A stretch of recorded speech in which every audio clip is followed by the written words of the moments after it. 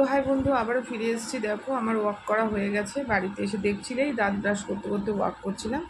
বাড়িতে এসে ফ্রেশ হয়ে ড্রেস চেঞ্জ করে নিয়েছি। দেখো, জানোই যে আমাদের বাসি ড্রেস অবশ্যই চেঞ্জ করতে হয়, নাহলে ভালো লাগে না। তো ড্রেস চেঞ্জ করে নিয়েছি।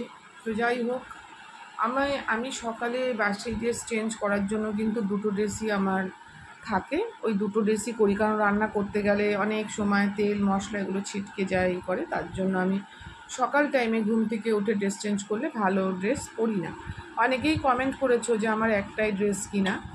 তো আমি সেই বন্ধুর উদ্দেশ্যে বললাম, সে যেই আমাকে নেগেটিভ কমেন্ট করুক না কেন, আমি সেটাকে ভালোবাসা হিসেবেই নেব।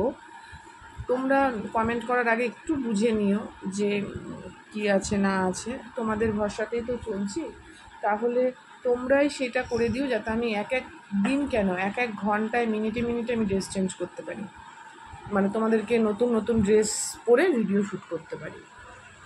সেই জায়গাটায় তো আসতে হবে, বলো। তো চলো, আমি চেঞ্জ করে নিয়েছি, এবার একটু বসে পড়েছি। হাঁটার অভ্যাস নেই, আমি হেঁটেছি।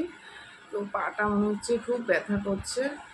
আমার হাজব্যান্ডও বললো যে একদিনে বেশি হাঁটতে যাবে না, অল্প হাঁটবে। তো সেই জন্য আমি এসে বসে পড়েছি। দেখো, পারছি না। তো চলো, ভাবলাম চলে এসেছি, ব্রাশ করা হয়ে গেছে, ফ্রেশ হওয়া হয়ে গেছে, যে তোমাদের সাথে আমি শেয়ার করি, তাই শেয়ার করলাম।